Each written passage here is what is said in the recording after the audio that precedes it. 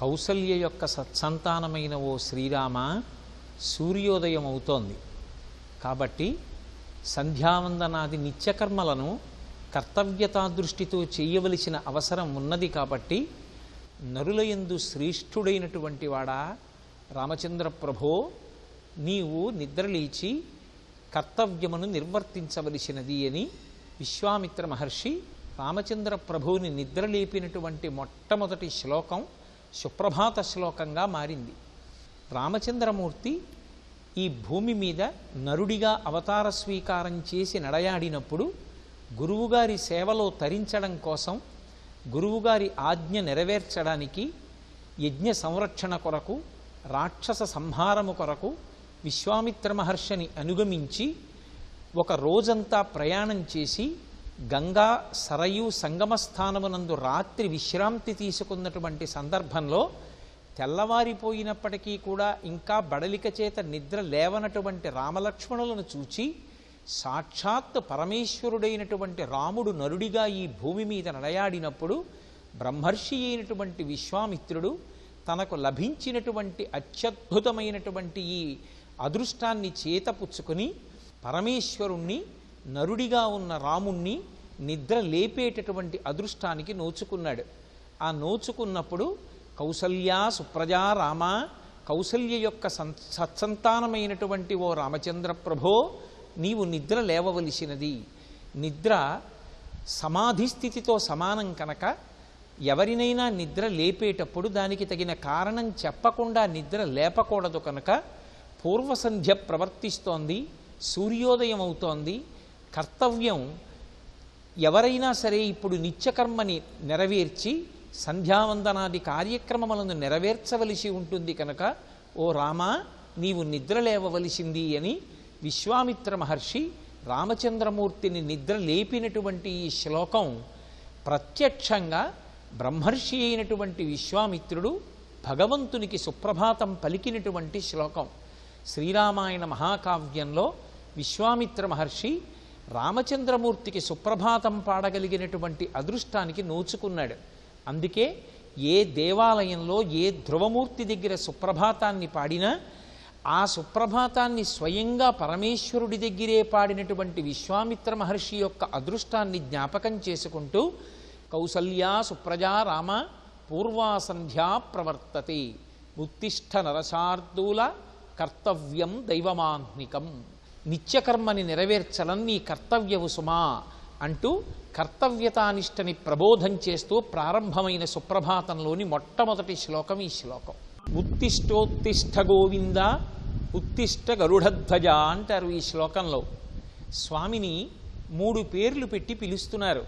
స్వామి నిద్రలే, స్వామి నిద్రలే, స్వామి నిద్రలే అని 3 నామములతో పిలిచి విజ్ఞాపన చేస్తున్నారు.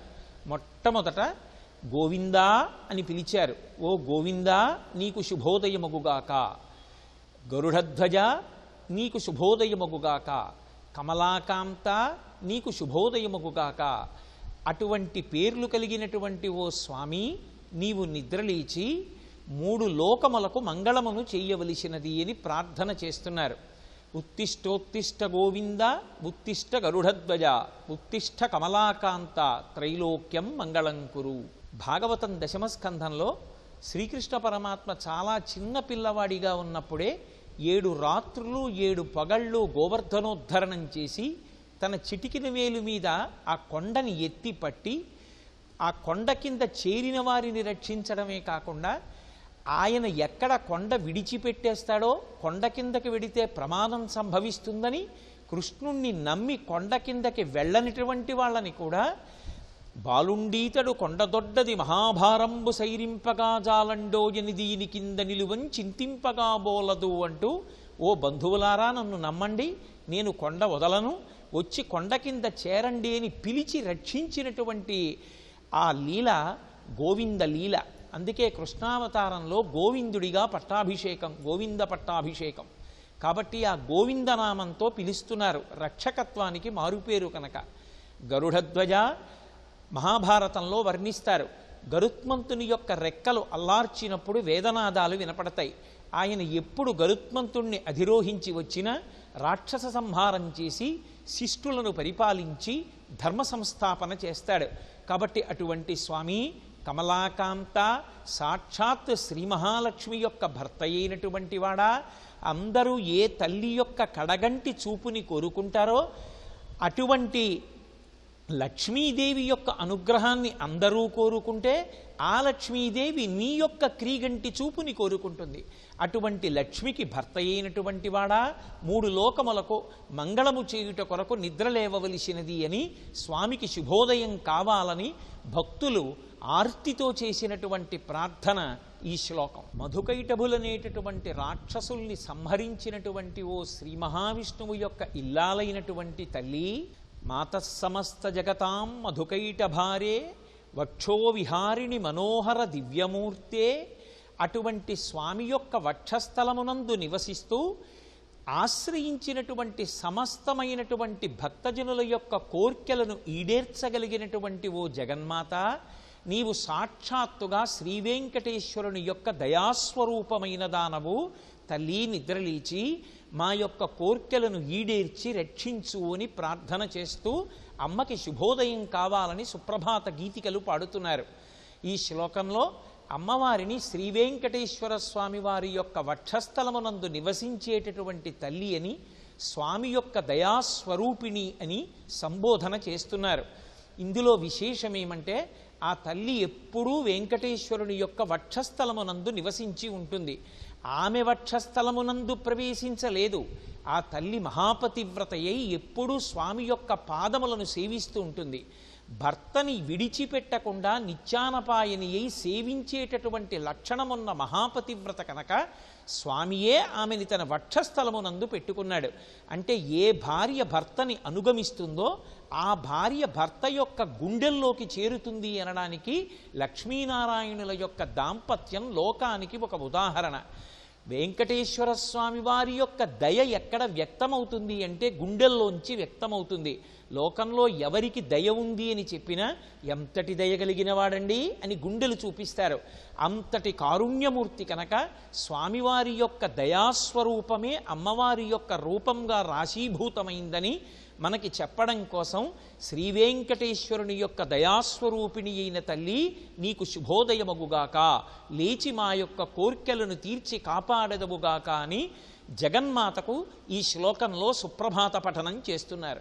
అమ్మవారిని వృషశైలనాథుని యొక్క వక్షస్థలమునందు నివసించేటటువంటి దయాస్వరూపిణి అయిన తల్లిగా ఆమెని సంబోధన చేస్తూ ఆమె యొక్క ముఖమండలాన్ని వర్ణన చేస్తూ ఆమె కన్నులను ఉపమానంతో పోలుస్తూ ఒక మాట అంటున్నారు. అమ్మా, నీ కన్నులు పద్మములు ఎలా ఉంటాయో అలా ఉంటాయి. అరవిరిసిన పద్మముల వంటి కన్నులున్నదానా, చంద్రమండలము ఎంత చల్లగా ఆహ్లాదకరంగా ఆకర్షణీయంగా తాపోపశాంతిని కల్పిస్తూ ఉంటుందో అటువంటి చంద్రమండలం వంటి ముఖమండలం ఉన్నదానా, ఓ తల్లి, నీ యొక్క పాదములను నిరంతరము బ్రహ్మశక్తి అయిన సరస్వతి, రుద్రశక్తి అయినటువంటి పార్వతి, ఇంద్రుని యొక్క ఇల్లాలైనటువంటి శచీదేవి కొలుస్తూ ఉంటారు. అటువంటి 3 అమ్మల చేత పూజింపబడేటటువంటి పాద పద్మములు కలిగినటువంటి దానా, ఓ తల్లి, మా యొక్క కోర్కెలను ఈడేర్చడం కోసం నిద్ర లేచెదవుగాక, నీకు శుభోదయమగుగాక అని ఈ శ్లోకంలో అమ్మవారికి సుప్రభాతం పలుకుతున్నారు. అమ్మవారి కన్నులు అరవిరిసినటువంటి పద్మములు ఎలా ఉంటాయో అలా ఉంటాయి. నవరసములను ఆవిష్కరించగలిగినటువంటిది శరీరం మొత్తం మీద కన్నులొక్కటే. ఆ కన్నులు అమ్మవారి యొక్క దయని ఆవిష్కరిస్తూ ఉంటాయి. అమ్మవారికి ముందుకు వెళ్ళి నిలబడగానే ఆమె కన్నులలోంచి అభివ్యక్తమయ్యేటటువంటి ఆ కారుణ్యం, ఆ ప్రేమ చూసినప్పుడు భక్తుడు అమ్మ ప్రేమని మనసారా చూరగొని నేను ఆ తల్లి యొక్క బిడ్డణ్ణి అనేటటువంటి అవ్యాజమైన ఆనందంతో నిలబడగలుగుతాడు. ఆ అమ్మ ముఖమండలం చంద్రబింబం ఎలా ఉంటుందో అలా ఉంటుంది కనుక ఎంతసేపు చూసినా తనివి తీరని రీతిలో ఉంటుంది, అమృతాన్ని వర్షిస్తూ ఉంటుంది. అటువంటి ముఖమండలం ఉన్నదానా, మన ప్రయత్నం లేకుండా మన మనసు ఆమె యొక్క దర్శనమునందు లీనమయ్యేటట్టుగా చేయగలిగినటువంటి అద్భుతమైన శరీరమును దాల్చినదానా ఓ తల్లి, సాక్షాత్ సరస్వతీదేవి, రుద్రాణి, ఇంద్రుని యొక్క శక్తి అయినటువంటి శచీదేవుల చేత ఆరాధింపబడేటటువంటి పాదపద్మములు కలిగినటువంటి దానా, నీ పాదపద్మములకు నమస్కరించినటువంటి భక్తుల యొక్క సమస్తమైన కోర్కెలు ఈడేరతాయనడానికి వేరొక ఉదాహరణ ఏముంటుందమ్మా?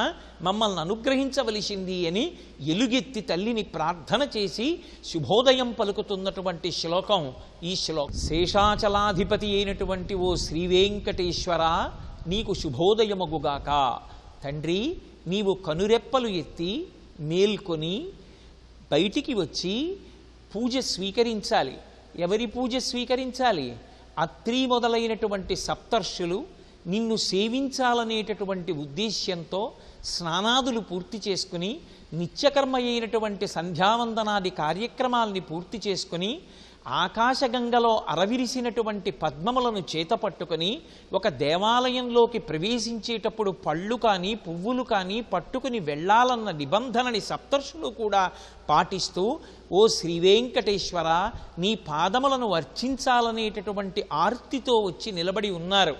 నీకు పరమభక్తులైనటువంటి అత్రి మొదలైన సప్తర్షులు వచ్చి నిలబడి ఉన్నారే, తండ్రి మేల్కొని బయటికి వచ్చి వారి పూజ స్వీకరించవా అని అడుగుతున్నటువంటి శ్లోకం సుప్రభాతంలో ఉన్నటువంటి ఈ అద్భుతమైన శ్లోకం. అంటే స్వామికి సుప్రభాత పఠనం జరిగే సమయానికే సప్తర్షులు కూడా వచ్చి దేవాలయ ప్రాంగణంలో నిలబడి ఉంటారు.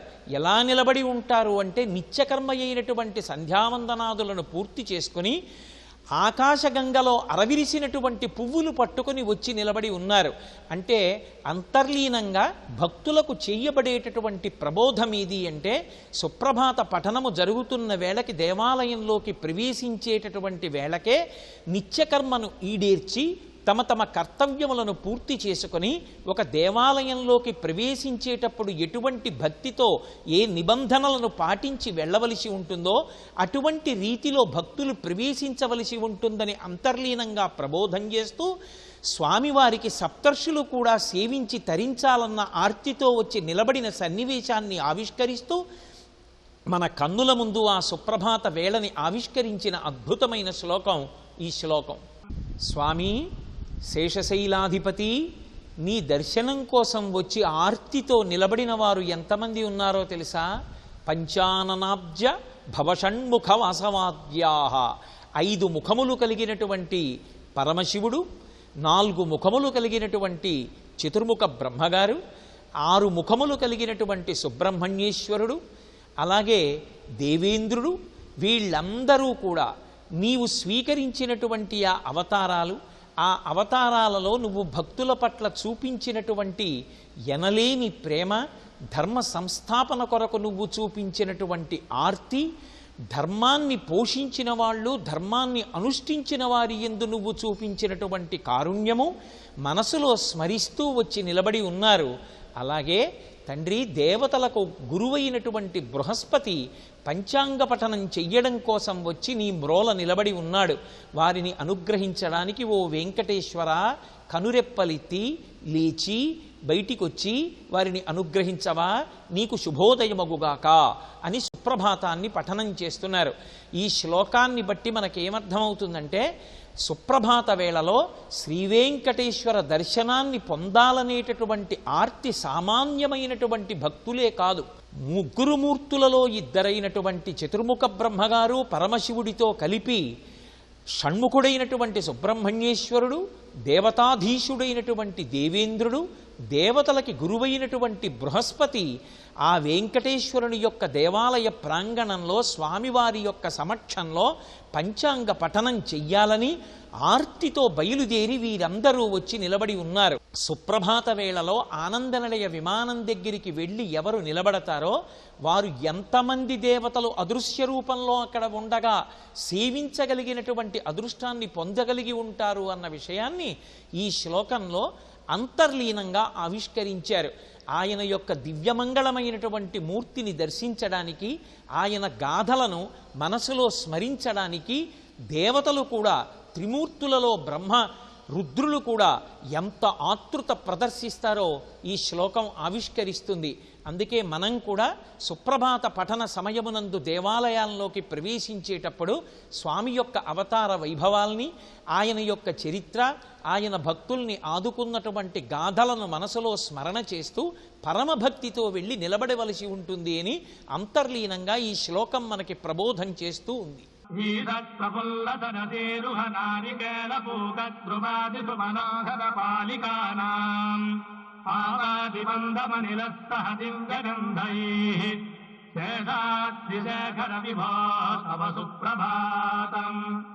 ప్రకృతిలో తెల్లవారుజాము అయ్యేటప్పటికీ ఒకరు చెప్పారా చెప్పలేదా అని లేకుండా తమంత తాముగా వికసనాన్ని పొందేటటువంటి లక్షణమున్నవి పుష్పాలు. అందున ఆ మలయమారుతం ప్రభాత వేళలో వీస్తూ ఉండగా కొబ్బరి, పోక మొదలైనటువంటి వృక్షములకు సంబంధించినటువంటి పుష్పములు అరవిరిసి ఉన్నాయి. ఈషత్ప్రపుల్ల సరసీరుహనారికేళ పూగద్రుమాది సుమనోహర పాలికానాం. ఆ మలయమారుతం వీస్తూ వస్తున్నప్పుడు ఈ వికసించినటువంటి పుష్పముల మీదుగా ఆ గాలి వస్తుంటే ఆ పుష్ప సౌరభాన్ని మోసుకొని వస్తోంది. ఈ ప్రభాత వేళలో ఆ విచ్చుకుంటున్నటువంటి పువ్వుల మించి వస్తున్నటువంటి గాలి తీయని వాసనతో, సౌరభంతో ఎంత ఆహ్లాదకరంగా ఉందో తెల్లవారుతోందనడానికి ఇది ఒక గొప్ప సూచన కదా. స్వామి నీకు శుభోదయమగుగాక, నిద్ర లేచి భక్తులను అనుగ్రహించదముగాక అని స్వామిని ప్రార్థన చేసినటువంటి శ్లోకం ఈ శ్లోకం. సుప్రభాత పఠనం జరిగేటప్పుడు ప్రకృతిలో తెల్లవారుతోంది అనడానికి ఒకరు చెప్పవలసిన అవసరం లేకుండా తమంత తాము వికసించి భగవంతుని యొక్క పాదములను చేరాలనేటటువంటి ఆర్తి పొందేటటువంటి మొట్టమొదటి వస్తువు పుష్పం. ఆ పుష్పం ఆ బ్రహ్మముహూర్తంలో ఆ అరవిరిసి అది మెల్లిగా విచ్చుకుంటూ బాగా విచ్చుకుంటున్నప్పుడు ఆ అందులో ఉండేటటువంటి సౌరభాన్ని ఆ మలయమారుతం మోసుకొస్తుంటే అటువంటి సమయంలో ఆ ఏడుకొండల మీద నిలబడితే చుట్టూ ఉన్నటువంటి పవిత్రమైన వృక్షముల యొక్క పుష్పముల మించి వస్తున్నటువంటి గాలి ఎంత గొప్ప అనుభూతిని ఇస్తుందో అదిగో తెల్లవారుతోందనడానికి సంకేతం. పుష్పములు ఆయన పాదముల మీద చేరాలని కోరుకుంటున్నాయంటే భక్తులు ఆ పుష్పములను పట్టుకుని ఆయన పాదములను సేవించాలని నిలబడి ఉన్నారని గుర్తు. కాబట్టి భక్తులను అనుగ్రహించుట కొరకు స్వామి నీవు నిద్ర లేచి అనుగ్రహించవద్దా అని పరమభక్తితో ప్రేమతో పరమేశ్వరుణ్ణి ఉద్దేశించి పాడినటువంటి సుప్రభాత గీతిక.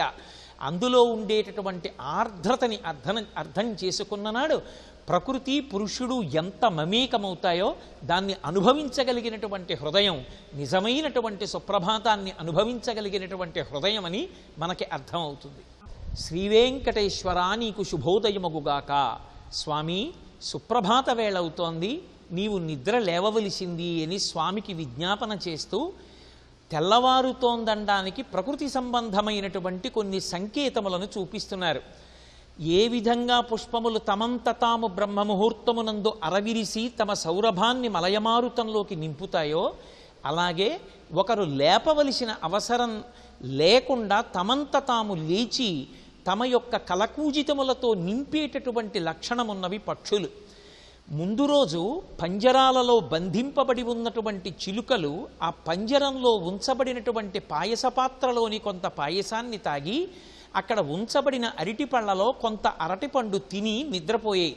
సర్వం శ్రీ ఉమామహేశ్వర పరబ్రహ్మార్పణమస్తు. స్వస్తి.